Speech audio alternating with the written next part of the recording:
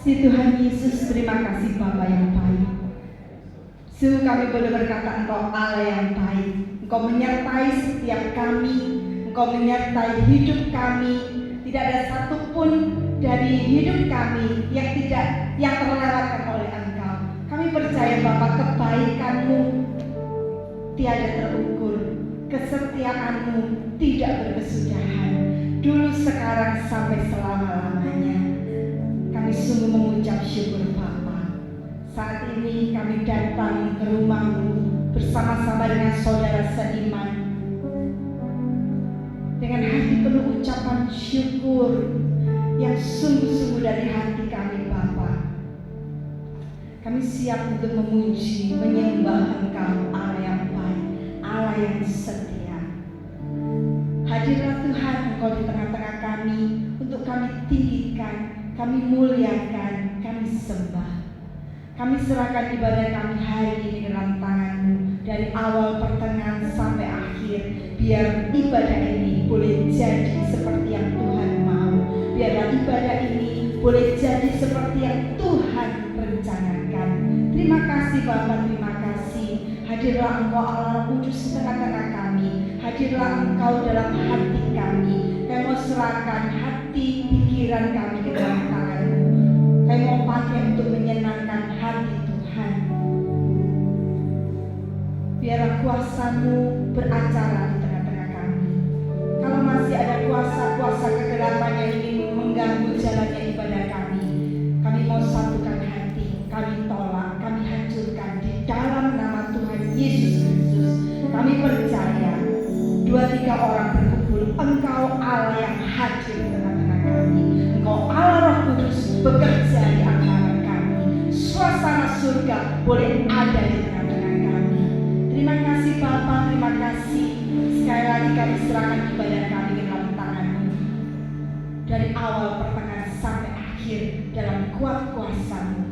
Kau sertai kalau masih ada teman-teman kami yang masih dalam perjalanan, tibakan sampai di tempat ini dengan hati yang penuh sukacita, dengan hati yang siap untuk bertemu dengan Engkau.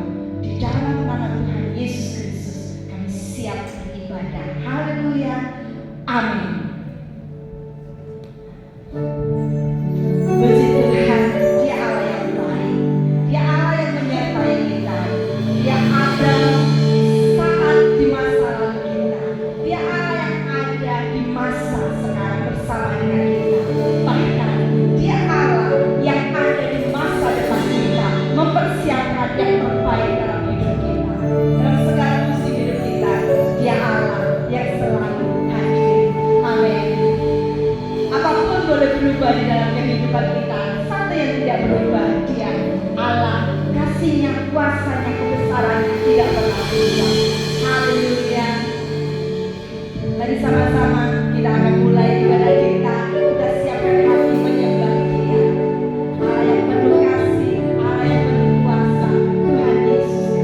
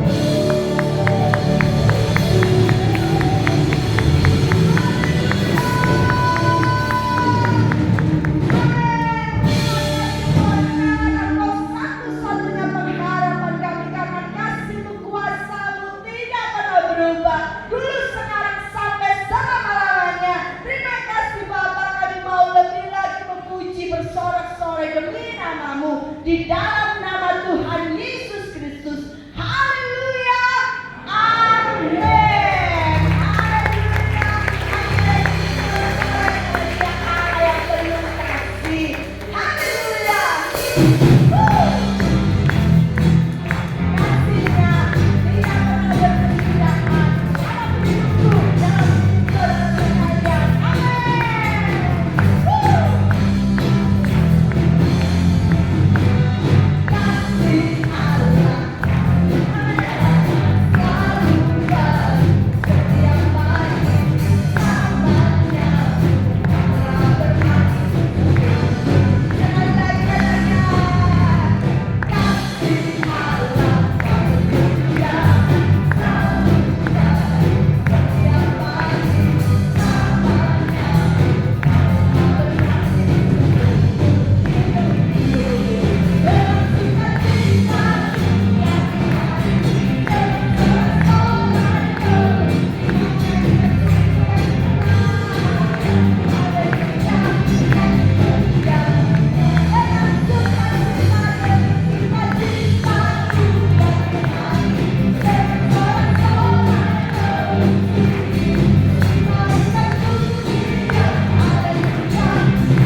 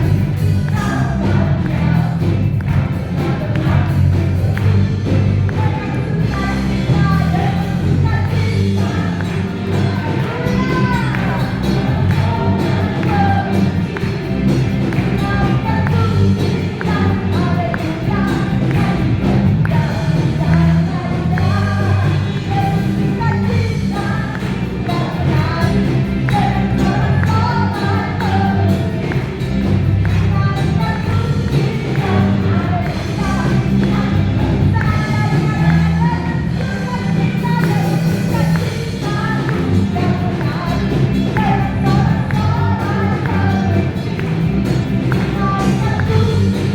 selalu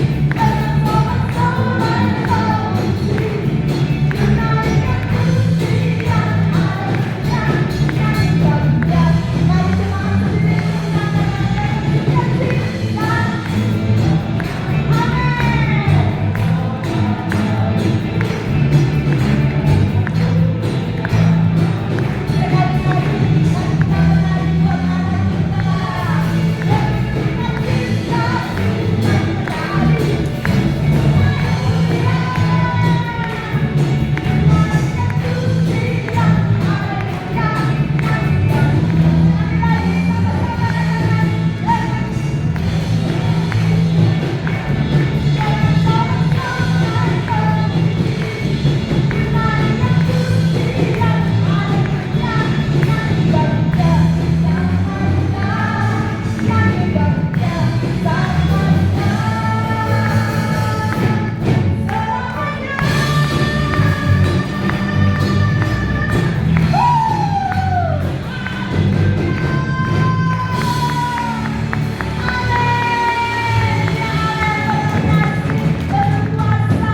setiap pagi, namanya Allah apapun. Mari kita pujikan tiada penutup kasih Tuhan. Haleluya.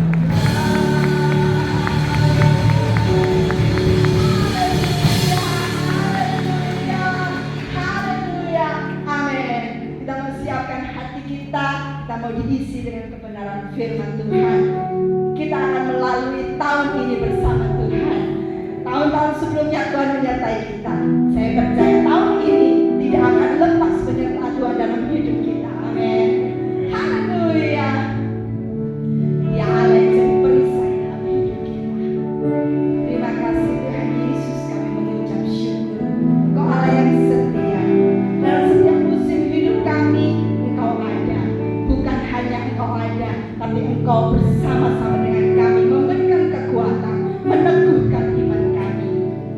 Kami mau siapkan hati diisi dengan kebenaran firman-Mu, supaya firman-Mu semakin berakar dalam kehidupan kami. Kami boleh semakin berpegang pada Engkau. Terima kasih Tuhan Yesus, terima kasih. Haleluya. Sama-sama pujikan Engkau yang besar. Engkaulah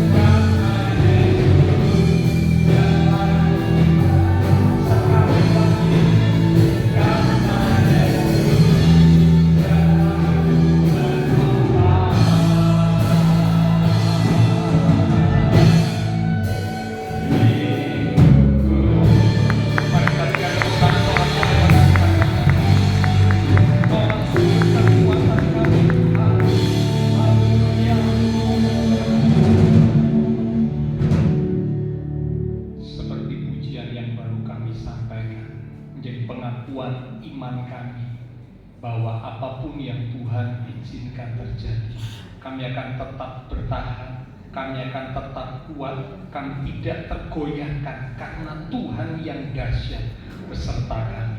Keyakinan kami bahwa rencana Tuhan selalu indah buat kami. Apapun yang terjadi, kami tetap berkata, Tuhan Yesus baik. Terima kasih Tuhan buat kesempatan pagi hari ini. Telah kami sampaikan pujian sorak-sorai kami dari hati yang sungguh percaya dan mengasihi Tuhan. Kami yakin setiap pujian yang kami sampaikan boleh menyenangkan hati Tuhan. Engkau hadir di tengah-tengah ibadah kami, bersemayam di atas pujian penyembahan setiap umat-umat. Karena itu kami hargai, kami hormati kehadiran Tuhan. Kami buka hati kami lebih lagi. Kami ambil sikap seperti Maria untuk duduk diam di bawah kaki Tuhan, menerima pesan kebenaran firman. Mari urapi setiap kami ya Roh Kudus. Lembutkanlah hati kami, beri kami hati yang rendah, hati yang rindu, hati yang haus akan firman Tuhan, sehingga ketika benih firman ditaburkan, sungguh boleh tertanam, berakar, bertumbuh dan berbuah di dalam hidup kami. Firman Tuhan mengubah hidup kami, bahkan mendewasakan iman rohani setiap kami. Roh Kudus, rapi pula hamba-Mu yang terbatas. Taruh pikiran dan perkataan Kristus pada diri hamba-Mu. Bila Tuhan yang berkata-kata melalui mulut bibir hamba-Mu, sampaikan pesan Tuhan bagi setiap kami saat ini. Kami umat-umat Tuhan siap untuk menerimanya. Di dalam nama Tuhan Yesus Kristus, semua yang siap diberkati dengan firman Tuhan bersama kita berkata amin. Silakan kembali. Shalom ya, puji Tuhan. Hari ini kita akan sama-sama belajar kebenaran firman Tuhan, di mana judul perenungan firman Tuhan pada hari ini adalah sekolah kehidupan. Sekolah kehidupan. Di awal tahun, Tuhan menyampaikan pesan kepada setiap kita supaya kita umat-umat Tuhan belajar apa yang baik, yaitu di ibadah online yang jikalau waktu itu Bapak Saudara mengikutinya, ya, itu pesan Tuhan datang kepada setiap kita mengakhiri tahun, menutup tahun dan mengawali tahun yang baru. Tuhan ingatkan, Tuhan inginkan supaya Bapak, Ibu, Saudara dan saya belajar apa yang baik, belajar apa yang benar, ya. Lalu di minggu pertama kita sudah belajar salah satu yang baik, salah satu yang benar yang kita perlu belajar bersama adalah ketenangan. Ketenangan. Ya, kalau kita nggak punya ketenangan, akan banyak hal yang seharusnya tidak kita alami terjadi. Kesalahan membuat keputusan karena terburu-buru, tidak bisa berhubungan berkomunikasi dengan Tuhan karena hati pikirannya kacau, tidak ada ketenangan, akhirnya tidak bisa berdoa, dan banyak hal-hal negatif yang akan terjadi kalau kita umat Tuhan tidak memiliki ketenangan. Nah, karena itu ketenangan harus kita miliki dalam menjalani kehidupan di dunia ini. Lalu kemudian di minggu yang kedua kita sudah belajar sama-sama. Ya, setelah kita memiliki ketenangan, kita mulai belajar mencari apa kehendak Tuhan dalam hidup saya itu apa. Ya, mungkin kehendak Tuhan secara umum Bapak Ibu Saudara sudah tahu lewat firman Tuhan. Tetapi ada kehendak Tuhan secara khusus buat kita secara pribadi, lepas pribadi. Nah, kehendak Tuhan secara khusus kepada setiap orang itu belum tentu sama. Ya, tidak sama. Ya, contoh, ada orang yang mendapat karunia untuk melajang. Melajang itu maksudnya membujang. Ya, tidak menikah. Seperti contohnya Rasul Paulus. Oh, bagus. Kalau memang itu karunia Tuhan, ya, kehendak Tuhan buat seseorang untuk tidak menikah dan dia memutuskan untuk tidak menikah, itu yang terbaik. Ya, mengapa? Karena kita berkata orang yang tidak menikah dia bisa memusatkan perhatiannya untuk Tuhan. Tapi kalau yang sudah menikah, mau tidak mau perhatian itu terbagi. Contoh kayak saya, sudah berkeluarga, sudah menikah, saya perhatikan istri saya perhatikan anak-anak saya, karena saya punya tanggung jawab. sebagai suami, sebagai ayah, saya punya tanggung jawab. Ya. Nah, tapi kalau memang karunia tidak menikah, tidak kita miliki, ya jangan memaksakan diri. Ya. Lalu berkata, aku tetap pokoknya tidak menikah. Tidak menikah tapi maaf, di luar melakukan banyak sekali dosa. Ya. Hangus oleh hawa nafsu. Alkitab berkata demikian. Ini tidak benar. Kata firman Tuhan, lebih baik kamu menikah daripada kamu tidak menikah tapi melakukan dosa. Saudara tentu tahu maksud saya ya. Dosa apa? Ya karena tidak menikah. Ya. Yaitu hubungan seks dengan si A, si B, si C, si D, si E, si F. Tidak menikah, enggak, tapi hidup seksnya tidak karu-karuan. Ya. Nah, ini salah juga, ini sangat tidak benar. Lebih baik menikah daripada hidup seperti itu. Ya. Karena di dalam pernikahan, seks itu adalah sesuatu yang kudus. Dan memang seks hanya boleh dilakukan di dalam pernikahan. Di luar itu dosa. Berzina, Tuhan tidak berkenan. Ya, nah ini kita terus belajar sama-sama. Ya, oke. Nah, mencari kehendak Tuhan dalam hidup kita itu apa? Itu cuma salah satu contohnya tadi seperti itu, saudara. Tapi mungkin ada contoh-contoh yang lain tentang pekerjaan. Apa ya yang Tuhan kehendaki saya lakukan dalam hidup saya kerjakan dalam hidup saya itu apa? Nah, ini perlu kita cari, ya, supaya kita apa? Bisa berjalan di dalam apa yang Tuhan kehendaki, bisa berjalan di dalam apa yang Tuhan mau. Rencana Tuhan atas hidup kita boleh tergenapi. Nah, sekarang di minggu yang keempat kita akan belajar bersama-sama, ya, yaitu tentang sekolah kehidupan. Sekolah kehidupan. Bapak Ibu Saudara, ketika kita masih sekolah, semua kita rata-rata pasti pernah sekolah, ya. Entah sampai SMP, SMA, SMU, SMK, atau mungkin sempat mengenyam bangku pendidikan universitas. Ya. Semua kita pasti pernah sekolah. Ketika kita masih sekolah, ya, kita tahu betul ya waktu kita sekolah itu ada bel. Kalau bel berbunyi kring, gitu ya, mungkin bel tiap sekolah beda-beda ya. Ada yang kring, mungkin ada yang dingtong. Yang apa ya, kode tanda bel dibunyikan bahwa semua siswa harus masuk ke dalam kelas. Sebab apa? Pelajaran akan dimulai. Waktu sekolah ada bel sekolah, ada jadwal, schedule pelajaran. Hari ini mata pelajaran apa? Jam sekian, mata pelajaran apa? Mata kuliah apa? Ada jadwalnya, ada schedule-nya, tersusun, tertata. Bahkan juga ada ujiannya. Ya, ini biasanya para siswa atau mahasiswa itu tidak suka. Ya, ada yang pernah ngomong sama saya, Pak, andai kalau sekolah itu tidak ada ujiannya, kan enak. Andai kalau mahasiswa tidak ada ujiannya, kan enak, Pak. Tidak usah belajar, tidak usah mempersiapkan. Cuman pertanyaannya, kalau tidak ada ujian, kita tidak tahu sampai sejauh mana kita mengerti, menguasai materi atau bahan yang telah kita terima di dalam pendidikan di sekolah, di kuliah. Tidak tahu, sob. Apalagi kalau sering bolos. Tapi saya percaya kalau jemaat Tuhan GBR tidak ada begitu, sob. Ya, ada yang kadang-kadang titip absen, ya, tidak masuk, sob, titip absen. Ya, absennya ada, tanda tangannya ada, ya, tapi orangnya tidak ada. Karena tanda tangan yang dipalsukan. Nah, itu ada yang kejadian seperti itu. Kalau sekolah memang ada peristiwa-peristiwa seperti itu.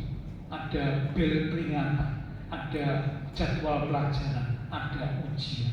Tetapi kalau kita menjalani kehidupan, Bapak, Ibu, Saudara dan saya, kadang-kadang kita tidak menyadari bahwa kita sudah masuk ke sebuah kelas yang tidak kita pilih. Itulah yang namanya sekolah kehidupan. Ya, sekali lagi kadang-kadang kita tidak menyadari bahwa kita sudah berada di sebuah kelas yang kita tidak milih. Kalau sekolah formal milih, aku mau sekolah di sekolah A, kuliah di universitas A, milih. Tapi kalau sekolah kehidupan, kita nggak sadar ya bahwa ternyata kita sudah ada di sebuah kelas yang tidak kita pilih. Kelas apa? Oh, macam-macam. Ada kelas yang namanya kehilangan pekerjaan. Ada kelas yang namanya konflik keluarga. Ada kelas yang namanya sakit. Ada kelas yang namanya penantian yang panjang. Dan kelas-kelas yang lain. Itulah yang namanya sekolah kehidupan. Dan kalau mau jujur, semua kita ada di sekolah kehidupan. Sebagai umat Tuhan kita nggak bisa menolak. Oh, saya nggak mau berada di sekolah kehidupan, Pak. Saya nggak mau, nggak bisa. Kalau kita menyadari, kita merenungkan dengan baik, setiap kita sebagai umat Tuhan itu ada di sekolah kehidupan. Nah, karena itu kita akan belajar ya tentang sekolah kehidupan ini. Ada 3 poin penting tentang sekolah kehidupan yang kita akan belajar bersama pada pagi ini. Poin yang pertama, hal yang pertama tentang sekolah kehidupan. Siapakah guru dari sekolah kehidupan? Sekali lagi, siapakah guru dari sekolah kehidupan? Kalau di sekolah ada gurunya. Di universitas kuliah ada dosen pengajar. Nah, kalau di sekolah kehidupan, gurunya siapa? Apa gurunya pendeta? Oh, bukan. Nanti kalau Bapak Ibu baca, ternyata gurunya bukan pendeta. Gurunya bukan hamba Tuhan. Gurunya bukan penginjil. Gurunya bukan manusia. Tapi siapa gurunya? Mari kita buka Yesaya pasal 48 di ayat yang ke-17. Ini di poin yang pertama ya. Yesaya pasal 48 di ayat yang ke-17. Beginilah firman Tuhan penebusmu yang maha kudus Allah Israel. Akulah Tuhan Allahmu. Perhatikan kalimat berikut, yang mengajar engkau. Sekali lagi, yang mengajar engkau tentang apa yang memberi faedah, yang menuntun engkau di jalan yang harus kau tempuh. Perhatian kita tertuju pada kata akulah Tuhan Allahmu yang mengajar engkau tentang apa yang memberi faedah. Ternyata ayat ini berkata yang menjadi guru dalam sekolah kehidupan yang kita jalani adalah Tuhan. Tuhan mengajar kita umat-umatnya, Tuhan mengajar kita anak-anaknya. Ajaran Tuhan itu adalah ajaran yang memberi faedah, ajaran yang sangat berguna, ajaran yang sangat bermanfaat. Dan Tuhan tidak pernah salah mengajar. Kalau manusia bisa salah mengajar, guru bisa salah. Dulu waktu saya sekolah pernah ya, gurunya mungkin nggak tahu sakit kepala atau bagaimana, entah kurang persiapan, entah sakit kepala, entah mungkin pusing di rumah banyak masalah, nggak tahu. Ngajarnya keliru ya, ngajarnya salah. Muridnya langsung protes, teman-teman langsung protes, lu nggak seperti itu, Bu. Lalu pertama kali dia sempat menyanggah, sempat tidak menerima. Tapi setelah dia perhatikan nanti, memang salah. Lalu dia ngomong dengan jujur, ya maaf ya, Ibu salah. Guru bisa salah, ya. Dosen bisa salah, bisa. Pendeta juga bisa salah. Itulah sebabnya kita tidak pernah diizinkan oleh Alkitab mengidolakan manusia. Siapapun dia, tidak boleh. Ada orang yang suka mengidolakan seseorang. Wah, idolaku ini, ya.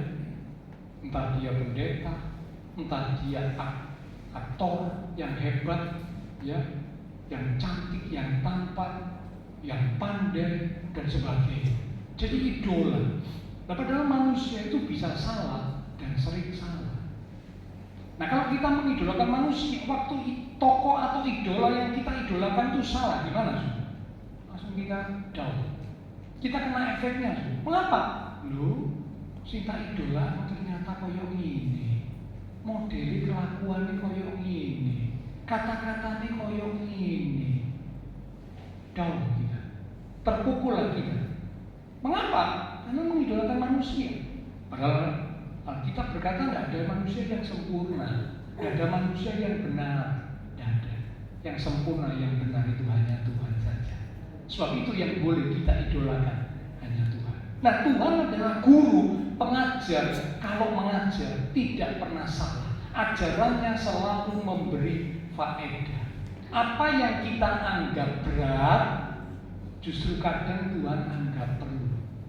Saya ulang dulu ya kalimat ini ya. Mata pelajaran apa yang kita anggap berat, tapi kadang Tuhan menganggap itu perlu dan penting buat kita.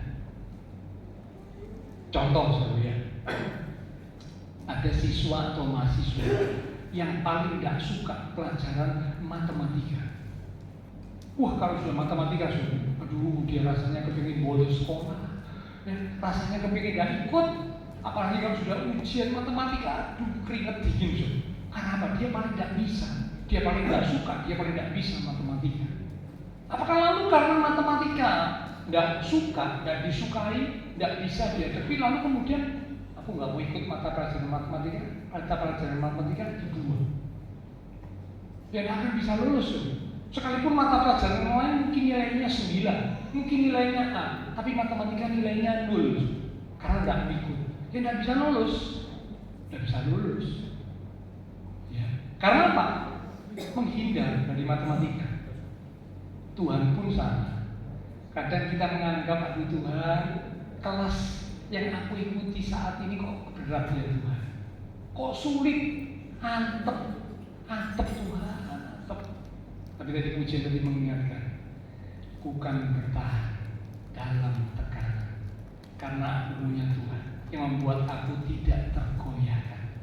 Tuhan menopang hidupku, Tuhan menyertai aku, Tuhan memampukan aku, Tuhan memberikan kemenangan kepadaku, sebab Dia adalah Allah pemenang. Apa yang kita anggap berat, justru Tuhan anggap perlu, penting. Nah, karena itu ya kita mau nggak mau ya jalani so. Ya, nggak mau Tuhan, nggak siap Tuhan. Tapi Tuhan bilang ini perlu buat kamu, nah ini penting buat kamu, nah masuklah kita di kelas itu.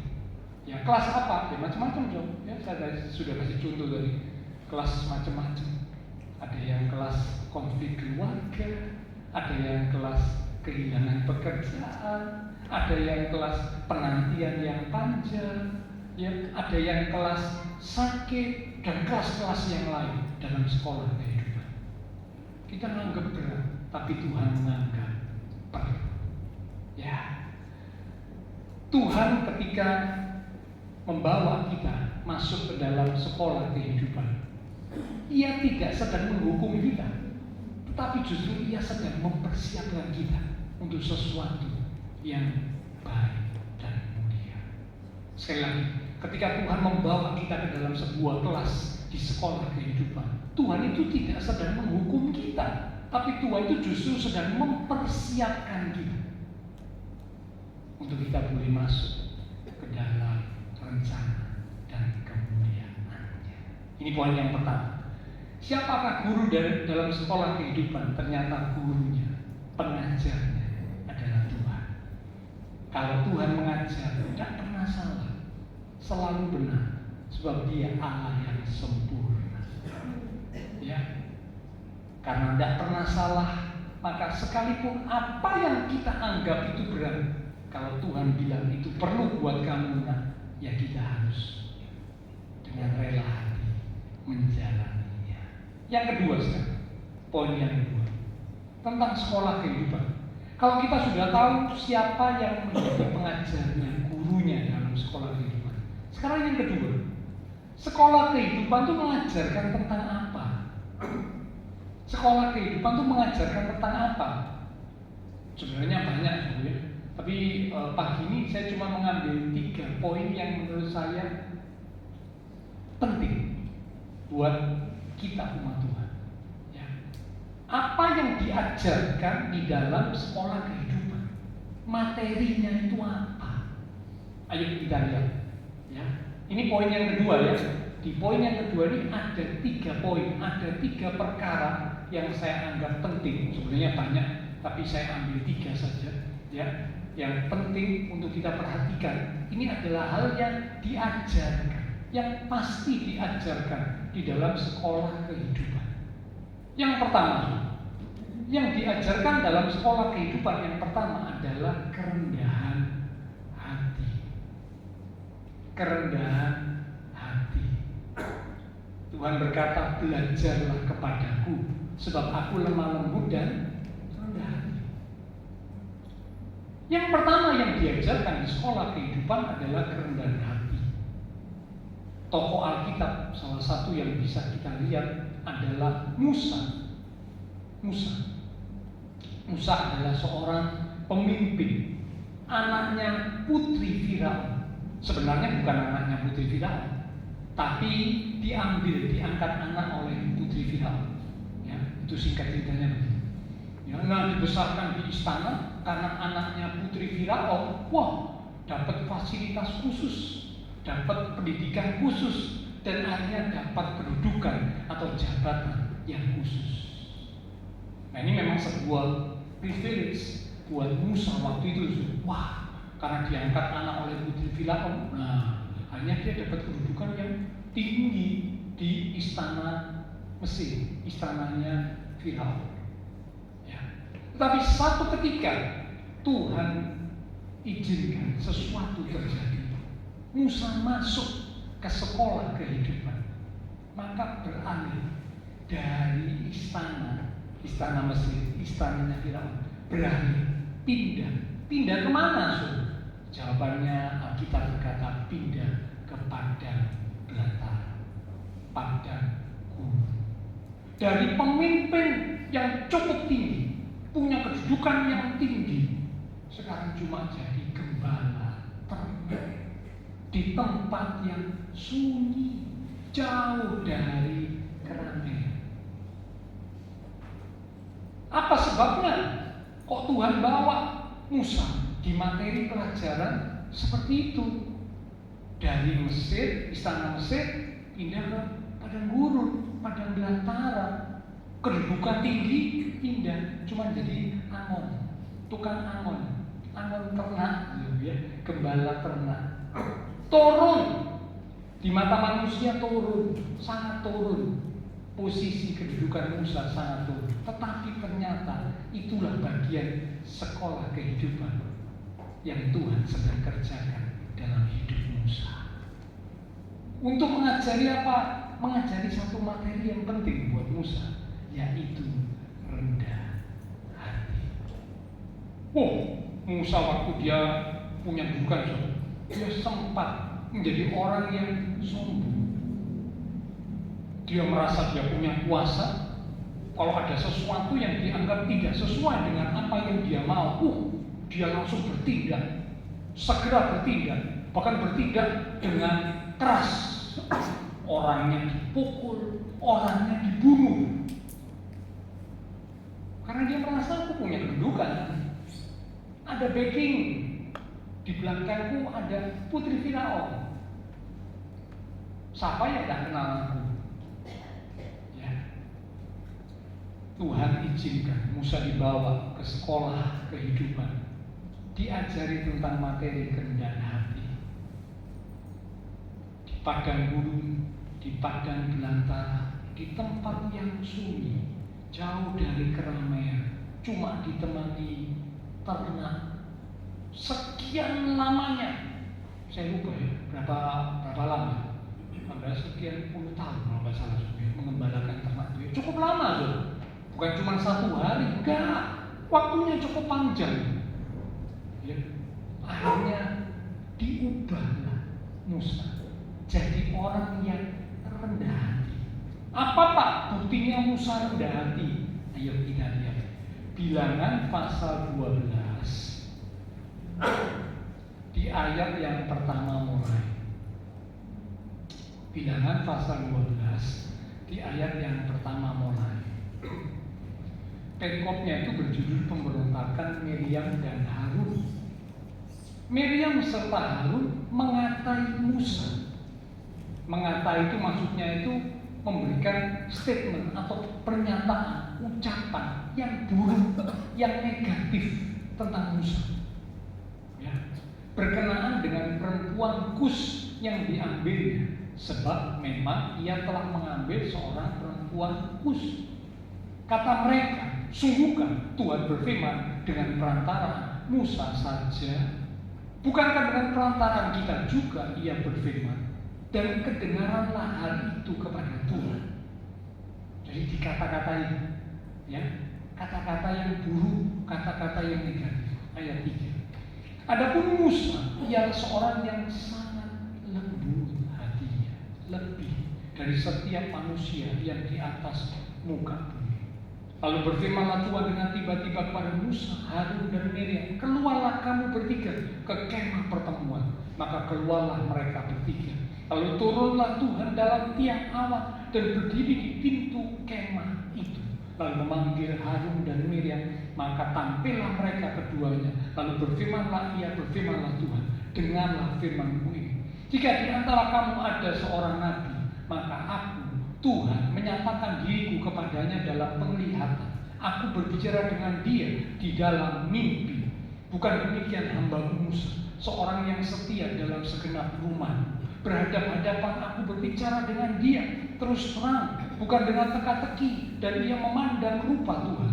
Mengapakah kamu tidak takut mengatai hamba-Ku Musa? Sebab itu bangkitlah murka Tuhan terhadap mereka, Harun dan Miriam. Lalu pergilah Tuhan. Dan ketika awan telah naik dari atas kemah, maka tampaklah Miriam kena kusta, putih seperti salju. Ketika Harun berpaling kepada Miriam, maka dilihatnya bahwa dia kena kusta. Cukup sampai sini. Dari seorang yang sombong, karena memang punya latar belakang, kedudukannya tinggi, ya, punya backing yang kuat di istana, dibawa Tuhan ke sekolah kehidupan yang materi pelajarannya kerendahan hati, di padang gurun, padang belantara, ditemani ternak, sepi, kedudukannya jatuh di mata manusia. Namun Tuhan sedang mengajari sekolah kehidupan untuk Musa. Hasilnya luar biasa. Bagaimana tidak ketika dikatai, yang ngatai ini bukan cuma sekedar dekat, tapi sangat dekat dengan Musa. Siapa yang ngatai Musa? Yang ngatai Musa itu Cece dan kukunya. Kalau kita dikatai oleh orang yang jauh dari kita, mungkin kita bisa cuek. No reckon. EGP, emangnya gue dikirim? Siapa sih lu? Siapa sih lu ini siapa sih? Lu ngomong begitu emangnya gue dikirim? Gue gak kenal sama lu, gue gak tahu lu. Suka-suka lu mau ngomong apa? Gue gak ngangkat apa yang lu ngomong, karena lu bukan orang penting dalam hidup gue. Nah mungkin bisa gak? Kalau orang yang jauh dari kita mungkin kita cuekin aja bisa. Tapi kalau yang ngatain itu orang yang dekat, bahkan sangat dekat dengan kita, bagaimana? Sakitnya itu di mana? Sakitnya itu di sini.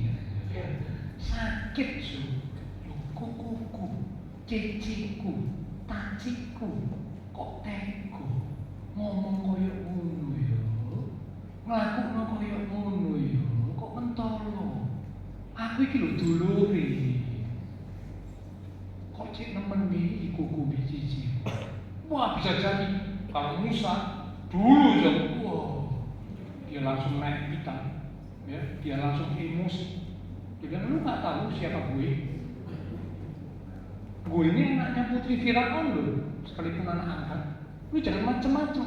Kemarin ada orang gue pukul mati. Lu mau gue pukul? Lu mau gue hajar? Biar lu tahu akibatnya kalau lu berani sembarangan ngata-ngatain gue. Apakah kita mencatat demikian? Sekolah kehidupan yang dialami Musa sekian lamanya mengubah. materinya kerendahan hati.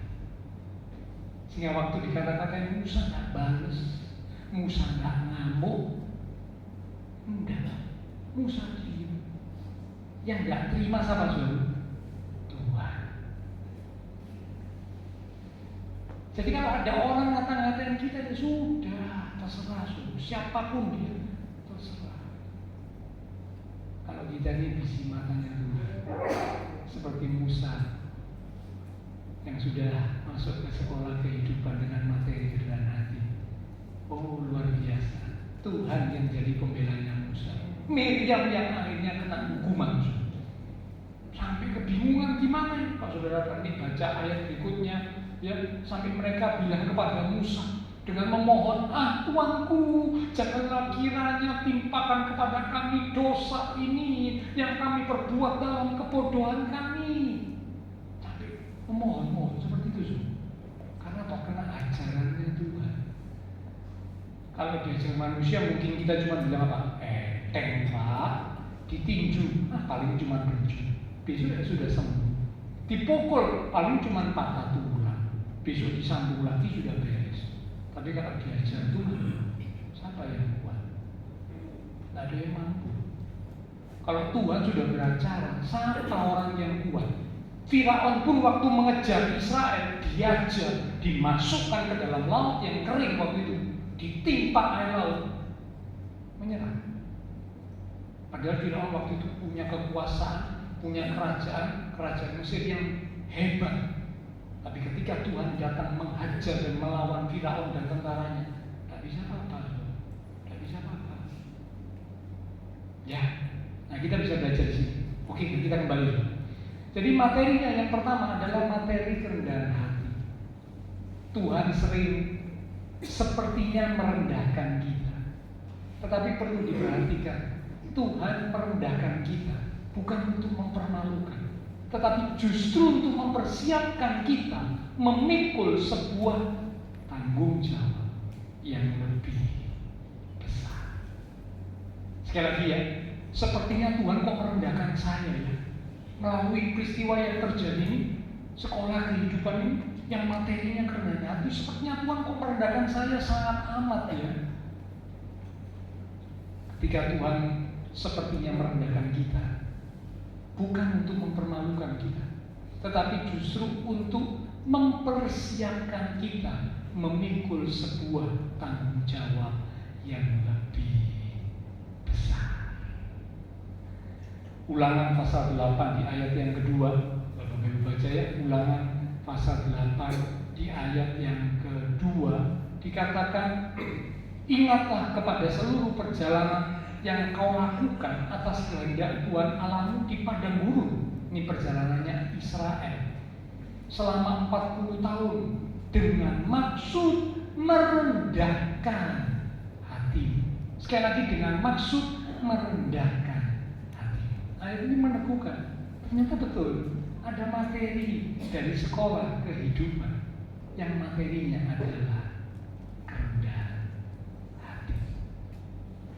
Itulah sebabnya Tuhan Yesus berkata, belajarlah sama aku, belajarlah kepadaku, sebab aku lemah lembut dan rendah hati. Oke, sekarang kita masuk poin yang kedua, maksudnya materi yang kedua.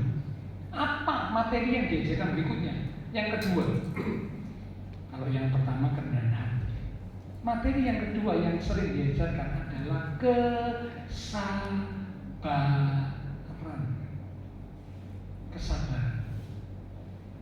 Contoh Alkitab adalah Yusuf.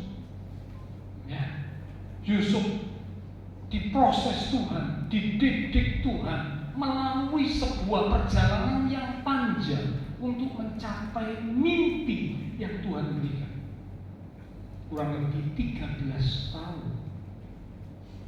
Dan perjalanan panjang yang ditempuh oleh Yusuf bukan dalam kondisi situasi yang enak dan menyenangkan. Oh tidak, justru sebaliknya, sangat tidak enak, sangat tidak menyenangkan. Mengapa saya katakan sangat tidak enak? Loh gimana enak? Dibuang di sumur. Mungkin Bapak Ibu berkata, lah Pak, kalau cuma dibuang di sumur, tidak enak. Yang buang itu saudara-saudaranya, Sekali lagi, kalau yang melakukan kepada kita adalah orang yang terdekat dengan kita, itu sangat menyakitkan. Saudara-saudaranya yang harusnya mengasihi Yusuf, justru malah memusuhi dan membuang Yusuf ke sumur. Tidak cukup dibuang ke sumur, langkah berikutnya dijual jadi budak. Bapak Ibu Saudara, sekali lagi, kalau kita mungkin tidak pernah tahu tentang budak, kita anggap dijual jadi budak itu biasa. Jangan bilang biasa loh. Jadi budak itu luar biasa gak enaknya. Mengapa? Seorang budak pada masa itu tidak punya hak atas dirinya, tidak punya hak atas hidupnya. Jadi kalau tuannya mau berbuat apa saja, budaknya tidak bisa protes, budaknya tidak bisa melawan, tidak bisa. Bahkan tuannya mau memukul, menghajar, bahkan mau membunuh, tidak ada hukumnya. Itu seorang budak. Dengan demikian apakah saudara bisa berkata, oh jadi budak itu biasa Pak? Waduh, kalau saya jujur ya, saya renungkan jadi budak itu sangat berat. Sangat berat. Karena sungguh-sungguh tidak punya hak atas kehidupannya sendiri. Hidupnya ditentukan oleh orang lain, yaitu tuannya yang memiliki hidupnya. Nah ini dari anak kesayangan dijual jadi budak, sudah gitu tidak luput jadi budak, mulai naik kedudukannya, difitnah. Mau belajar hidup benar, hidup suci, kok malah difitnah. Membuat Yusuf harus mendekam di dalam penjara. Bisa saja Yusuf menyesal lalu berkata, aduh, tahu gitu, aku terima permintaannya Tante Potifar. Nah bisa saja ya, saya cuma ngomong bisa saja, tapi saya percaya Yusuf pasti bukan orang seperti itu. Karena Yusuf berkata, bagaimana mungkin aku melakukan dosa sebesar ini kepada Allah? Nggak mungkin. Masuklah ke penjara, difitnah. Istrinya Potifar kecewa dan marah, permintaannya tidak keturutan. Dia yang salah, dia malah melemparkan kesalahannya kepada Yusuf. Nah, kan banyak sebenarnya orang di dunia ini kan banyak begitu, sering cari kambing hitam. Yang salah dirinya, tapi nggak terima, nggak mau disalahkan, cari kambing hitam. Siapa yang bisa dianggap bisa disalahkan, dilempari kesalahan. Nah itu yang dituju. Ya. Nah ini dialami oleh Yusuf, masuklah Yusuf ke penjara. Proses demi proses dialami, mengajari Yusuf tentang materi kesabaran. Kalau saya merenung sebenarnya, ini prosesnya Yusuf ini tidak gampang, sungguh tidak gampang, berat sungguh. Itu tadi dibuang ke sumur oleh orang yang terdekat, dijual jadi budak sampai tidak punya hak atas hidupnya, difitnah padahal tidak melakukan kesalahan sampai masuk ke penjara. Tidak tahu nanti hukumannya apa, ya tidak tahu, pokok masuk penjara. Ya, tapi ternyata itu mengubah kehidupan Yusuf. Yusuf bisa belajar menjadi orang yang sabar di dalam menanggung penderitaan, kesulitan, sabar di dalam menjalani kehidupan. Dibuktikan dalam kitab Kejadian pasal 50 di ayat yang ke-20. Kejadian pasal yang ke-50 di ayat yang ke-20.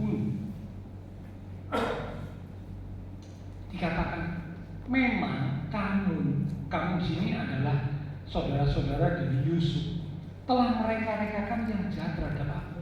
Jadi Yusuf tahu saudara-saudaranya itu punya rencana busuk terhadap dirinya. Yusuf tahu, sangat tahu. Tetapi Allah telah mereka-rekakannya untuk kebaikan, dengan maksud melakukan seperti yang terjadi sekarang ini, yakni memelihara hidup suatu bangsa yang besar. Kalau Yusuf tidak sadar, waktu dia sudah jadi pemimpin atas Mesir, saudara-saudaranya datang ke istana Mesir mau beli bahan makanan, sujud menyembah. Kesempatan Yusuf bilang, nah, dulu kamu sembarangan di aku, ya, sikapmu dulu tidak karu-karuan, perbuatanmu dulu luar biasa jahatnya. Sekarang Tuhan telah memberikan kesempatan untuk aku membalas. berpikir demikian. Bisa loh sampai pakai kata Tuhan memberi kesempatan. Padahal kalau Tuhan tidak pernah memberi kesempatan, ya. Tuhan justru sedang menguji, ya, apa yang akan dilakukan Yusuf. Seperti Tuhan menguji Daud, apa yang akan dilakukan oleh Daud terhadap Saul yang berulang kali hendak membunuh Daud. Ada kesempatan bisa membunuh Saul. Apakah Daud melakukannya? Ternyata materi sekolah kehidupan yang dialami oleh Yusuf, lulus Yusufnya, sabar. Dia bisa menerima rekayasa rencana jahat dari saudaranya. Dia bisa bilang, Tuhan pakai untuk kebaikan. Gak gampang loh, coba ngomong gini, gak gampang. Kalau yang enak kita bilang Tuhan pakai untuk kebaikan, iya mau enak.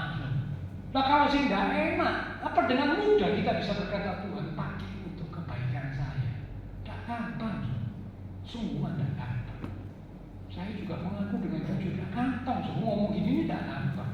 Bukan cuma ngomong di mulut ya. Kalau cuma ngomong di mulut, lip service, ya percuma. Itu manis-manisi lambe, percuma. Tapi ngomong dari hati yang sungguh, Tuhan pakai untuk mendatangkan kebaikan. Oh, ini luar biasa. Berarti materi sekolah kehidupan tentang kesabaran lulus. Yusuf telah menjadi orang yang sabar. Oke. Nah, dalam sekolah kehidupan, kesabaran adalah salah satu mata pelajaran wajib. Kesabaran itu salah satu mata pelajaran wajib. Ya, kita nggak bisa menolak, kita nggak bisa menghindar. Tuhan bekerja secara diam-diam, tapi hasilnya tidak pernah mengecewakan. Oke, sekarang materi kehidupan, sekolah kehidupan yang ketiga. Yang pertama tadi adalah tentang kerendahan hati. Yang kedua adalah tentang kesabaran. Materi yang ketiga, materi sekolah kehidupan yang ketiga adalah tentang iman di tengah masalah. Iman di tengah masalah. Contoh tokoh Alkitab adalah Ayub. Wow, Ayub ini masalahnya berat. Bagaimana tidak berat? Dalam kurun waktu yang dekat, segala segi aspek kehidupan Ayub diserang. 10 anaknya mati semua. Semua hartanya habis. Kesehatannya dari kepala sampai kaki diserang oleh borok. Bukan borok biasa, borok yang parah. Digaruknya harus dengan kepingan beling. Dan begitu parahnya borok dari kepala sampai kaki, sehingga waktu teman-teman dekat, sahabat-sahabat Ayub datang, mereka tidak mengenali Ayub. Sopo kowe? Kamu siapa? Loh, Ayub. Ternyata Ayub. Karena apa? Waduh, mukanya, tangannya, kakinya, wis gak karu-karuan. Modelnya wis gak karu-karuan sampai dia bisa dikenali. Berat. Semua segi aspek kehidupan Ayub diserang. Dan itu atas izin Tuhan. Pas saudara baca kitab Ayub itu atas izin Tuhan. Tapi Tuhan ngomong kepada iblis yang waktu itu melancarkan serangan, nyawanya dalam tangan. Kamu tidak bisa, ya, mencabut nyawa Ayub tidak bisa. Nyawanya dalam tangan. Nah, ini menjadi satu pembelajaran buat kita bahwa hidup mati itu ada di dalam tangan Tuhan. Manusia tidak berkuasa atas kehidupan. Kalau Bapak Ibu Saudara saya bisa hidup hari ini hingga saat ini, itu karena anugerah Tuhan semata. Dokter boleh berusaha, orang pintar boleh berusaha lakukan apapun, minuman-minuman kesehatan, suplemen boleh diminum, tetapi ingat, semua ada di tangan Tuhan, termasuk kehidupan kita. Itu anugerah Tuhan buat kita. Nah, Ayub diserang dalam segala segi aspek kehidupan, ya. Tetapi Ayub sadar bahwa Tuhan sedang melakukan sesuatu dalam hidupnya. Pertama kali dia belum sadar, Ya, pertama kali dia sempat mengucapkan kata-kata yang negatif, sempat. Ya, dia bilang, aduh kalau gitu buat apa aku dilahirkan oleh ibuku? Anak yang gugur lebih baik daripada aku. Anak yang gugur itu maksudnya bayi yang ada dalam kandungan belum sampai sempat dilahirkan mati dalam kandungan. Itu maksudnya anak yang gugur. Anak yang gugur itu lebih beruntung daripada aku. Loh, ayo sampai ngomong begitu loh. Saking antepin, saking berarti tantangan yang dihadapi. Jadi pertama kali Ayub masih belum mengerti mengapa mengalami seperti ini. Tapi akhirnya Ayub tahu bahwa Tuhan sedang beracara dalam hidupnya. Itulah sebabnya di pasal yang terakhir Ayub 42 di ayat yang kelima Ayub berkata, hanya dari kata orang saja aku mengenal engkau, tetapi sekarang mataku sendiri memandang engkau. Ayub punya pengalaman pribadi dengan Tuhan melalui sekolah kehidupan yang sedang Tuhan izinkan terjadi dalam hidupnya.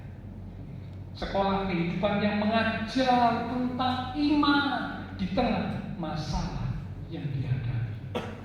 Itulah sebabnya Ayub juga dalam salah satu ayat dikatakan Ayub berkata, Tuhan menguji aku, Tuhan sedang memurnikan imanku. Itu Ayub pasal 23 di ayat yang ke-10.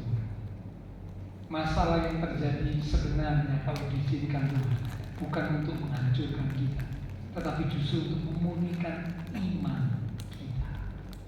Tidak ada murid yang lulus tanpa ujian. Tidak ada, ya. Kalau seorang murid dikatakan lulus kalau dia sudah melewati ujian.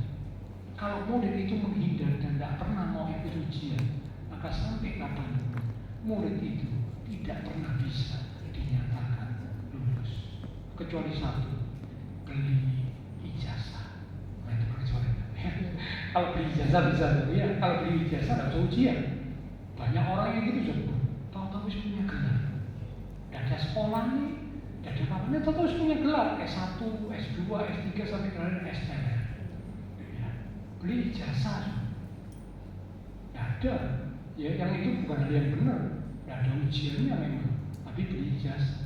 Tapi murid yang sesungguhnya dia harus melewati ujian supaya dia bisa dinyatakan lulus. Tidak ada karakter yang terbentuk tanpa melalui proses.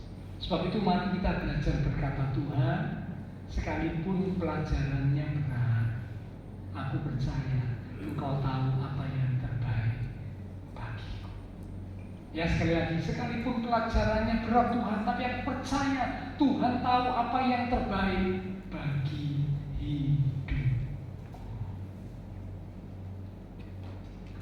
Ayub juga sempat merasa Tuhan diam. Kenapa ya kok Tuhan diam saja? Aku mengalami seperti ini kok Tuhan tidak bela aku, Tuhan tidak nolong aku, Tuhan tidak langsung buka jalan bagiku. Sekian lamanya aku harus mengalami seperti ini. Ayub sempat merasa Tuhan kok diam saja. Seperti siswa yang lagi ujian, guru justru berdiam saat ujian sedang berlangsung. Guru paling cuma ngawasi, tapi guru nggak ngomong. Dosen nggak ngomong kalau waktu ujian, dosennya diam.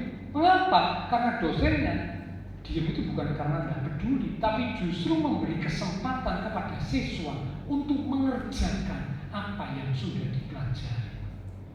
Tuh, kalau dosen ngomong kan siswanya tidak bisa mengerjakan apa yang sudah dipelajari, tidak bisa dikerjakan di ujian. Karena dosennya ngomong terus loh. Tapi justru dosennya diam, dosennya bilang, sekarang waktu mengerjakan di ujian ini. Apa yang sudah kamu tahu, apa yang sudah kamu pelajari, kerjakan di dalam soal ujian ini.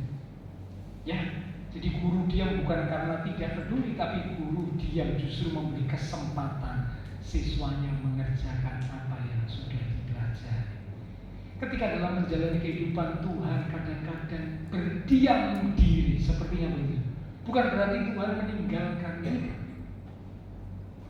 Bisa jadi saat itu kita sedang ada di rumah ujian. Tuhan sedang ngetes apa yang akan kamu lakukan, hai anakku. Sekarang lagi di rumah ujian, ada di ruang ujian. Ya, memang dari sebuah kelas seperti kayak siswa atau mahasiswa, bunda ya, di sekolah kehidupan tidak seperti itu ya. Tapi kita ada sebuah ruang ujian. Tuhan berdiam diri untuk Tuhan mau tahu. Kamu sudah tak kasih firman, kamu sudah tak kasih bimbingan petunjuk. Sekarang langkahmu apa? Aku mau tahu. Aku mau ngetes. Aku mau uji apa yang akan kamu lakukan di saat seperti ini. Ya, Tuhan tidak pernah meninggalkan kelasnya itu kosong. Tuhan selalu hadir meskipun mungkin kita tidak selalu bisa merasakannya.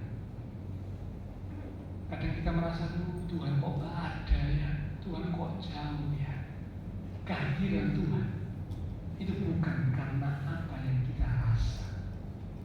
Perasaan kita ini bisa salah. Perasaan kita itu bisa menipu. Dia Allah yang Maha Hadir. Kalau Bapak Ibu Saudara saya tetap ya percaya kepada Tuhan, tetap melekat kepada Tuhan. Kalau sadar ada salah yang minta ampun, bertobat, Tuhan itu tidak pernah jauh dari kita.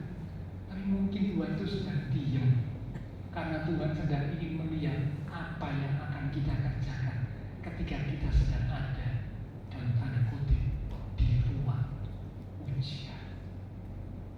Ya, oke, itu poin yang kedua.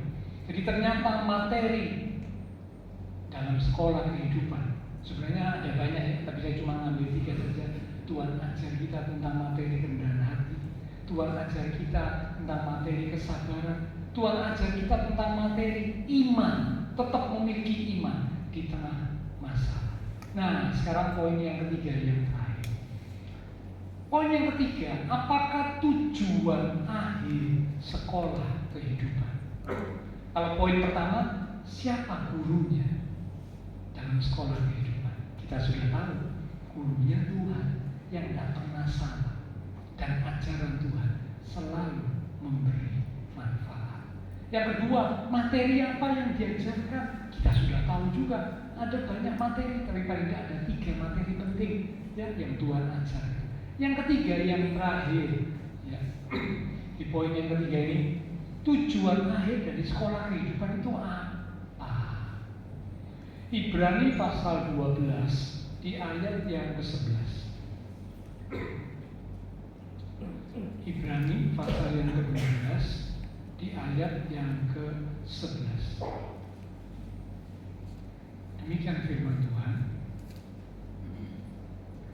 Memang tiap-tiap ganjaran atau didikan pada waktu ia diberikan tidak mendatangkan sukacita, tetapi duka cita.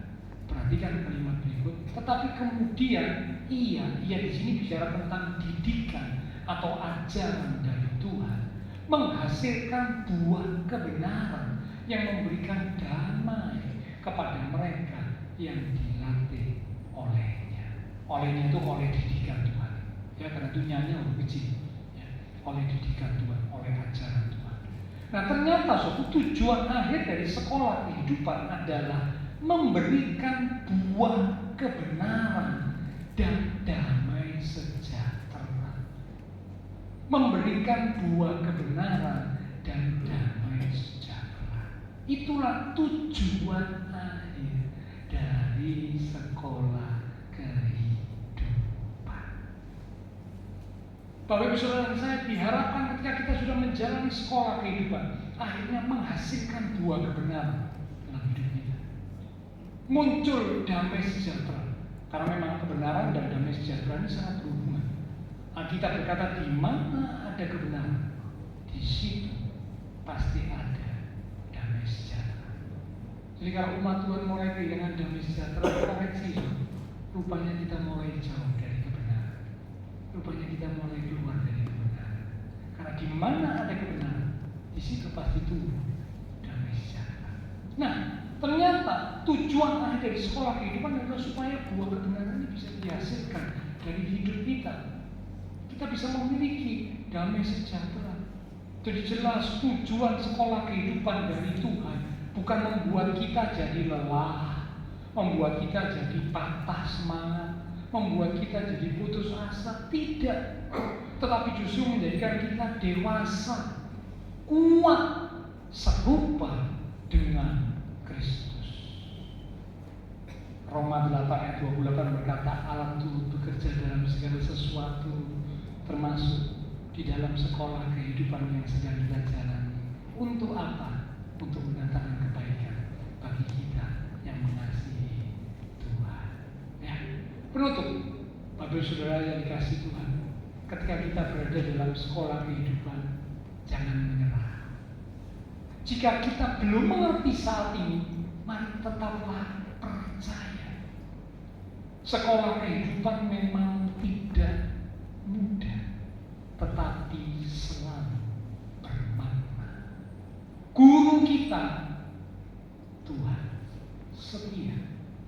Kurikulum sekolah kehidupan itu sempurna, dan kelulusannya membawa kepada kemuliaan. Ya, jadi sekali lagi sekolah kehidupan yang sedang kita jalani, kalau kita sedang berada di sekolah kehidupan, jangan menyerah, jangan putus asa, jangan patah semangat. Jika sampai hari ini pun kita masih belum mengerti, tetaplah percaya. Sebab sekolah kehidupan itu memang tidak mudah, tetapi sekolah kehidupan itu selalu bermakna.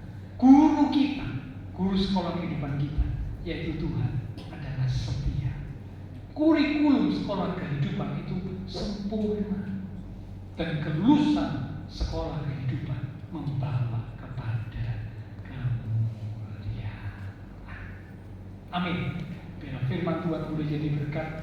Selamat berada di sekolah kehidupan yang kita jalani, sampai nanti satu kali kita ketemu dengan Tuhan, kita disempurnakan. Lewat satu pujian kita akan responi firman Tuhan.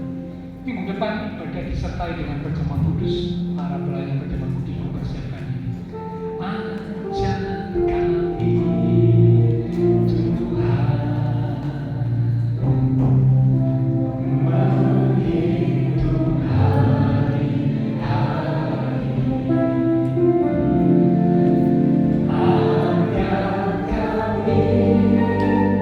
beroleh hati bijaksana.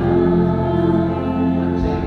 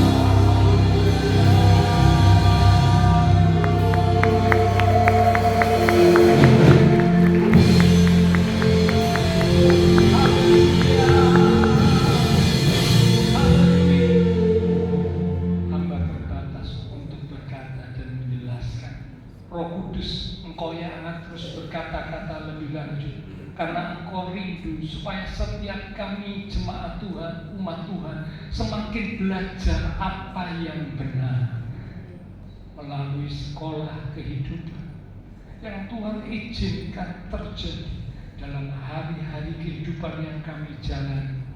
Kelihatannya berat, kelihatannya kami tidak mampu, tetapi Tuhan menganggap itu perlu dan penting untuk kami jalani. Supaya apa? Supaya kami dibentuk, diproses, sehingga rencana kehendak Tuhan yang baik, indah, dan sempurna itu terjadi dalam hidup kami. Terima kasih Tuhan, terima kasih. Hamba berdoa untuk setiap jemaat Tuhan, biarlah Engkau memberkati setiap umat-umat-Mu ya Tuhan. Diberkati iman rohani, diberkati keluarga rumah tangga, diberkati usaha pekerjaan, diberkati kesehatan kami, diberkati masa depan kami, bahkan diberkati juga studi sekolah kami. Semua ada di dalam tangan Tuhan. Kami percaya Tuhan merencanakan yang terbaik buat setiap kami yang sungguh-sungguh mengasihi Tuhan. Terima kasih Tuhan Yesus. Hamba berdoa untuk setiap jemaat Tuhan yang membutuhkan bantuan doa. Untuk mereka-mereka yang sakit Tuhan, kami berdoa untuk kesehatan Pak Beni, untuk kesehatan Ibu Sandra, kesehatan ayah dari Ibu Nike, dan juga teman-teman seiman kami yang lain yang sakit. Kami berdoa lewat tempat ini Tuhan, kami mohon belas kasih-Mu dalam kuasa-Mu yang ajaib menjamah. Kami percaya bahwa bagi Tuhan tidak ada yang mustahil. Biarlah kehendak Tuhan itu yang terjadi. Engkau yang memulihkan kekuatan, kesehatan, kesembuhan di dalam nama Tuhan Yesus. Oleh bilu Tuhan Yesus, teman-teman seiman kami yang sakit disembuhkan, yang lemah dikuatkan. Bahkan kalau ada mereka yang sedang susah, sedih, merasa kehilangan, Tuhan berikan penghiburan, damai sejahtera dan sukacita. Ada berdoa pula untuk Ibu Leni, Ibu Ferry yang sedang menunggu saat-saat untuk melahirkan. Tuhan tolong tiba waktunya boleh melahirkan dengan selamat oleh pertolongan Tuhan. Semua yang sudah melayani, persembahan yang dipersembahkan, apapun yang dilakukan setiap umat Tuhan, karena mengasihi Tuhan, Allah sumber segala berkat akan memberkati kembali dan terus memakai kehidupan setiap kami untuk kami boleh lebih lagi berkarya bagi Tuhan untuk kemuliaan Tuhan. Kami berdoa memberkati bangsa negara kami Indonesia, pemimpin-pemimpin bangsa kami, kota kami Surabaya, demikian juga tetangga lingkungan sekitar gereja Tuhan. Memberkati setiap jemaat-jemaat Tuhan yang berulang tahun sepanjang minggu ini, bila melalui pertemuan usia yang Tuhan membawa setiap kami jadi umat-umat Tuhan yang semakin dekat dan mengasihi Tuhan. Berkati ibadah raya minggu depan disertai perjamuan kudus, bila setiap kami dan juga dengan hamba-hamba-Mu yang akan melayani kami boleh mempersiapkan diri untuk bersekutu dengan tubuh dan darah Tuhan yang kudus. Terima kasih Tuhan. Setelah selesai ibadah, kami akan berpisah satu dengan yang lain, kembali ke aktivitas kami, kembali ke keluarga rumah tangga kami. Biarlah segala berkat, anugerah, damai, sukacita yang melimpah dari Allah Bapa Surga, kasih Tuhan Yesus Kristus, persekutuan dengan kuasa Roh Kudus akan semakin menuntun langkah kehidupan setiap kita itu terus menyertai kita sekalian mulai pagi siang ini sampai maranatha Tuhan Yesus datang kembali. Di dalam nama Tuhan Yesus Kristus, semua yang percaya diberkati Tuhan. Mari bersama dengan iman kita berkata, amin. Tuhan berkati.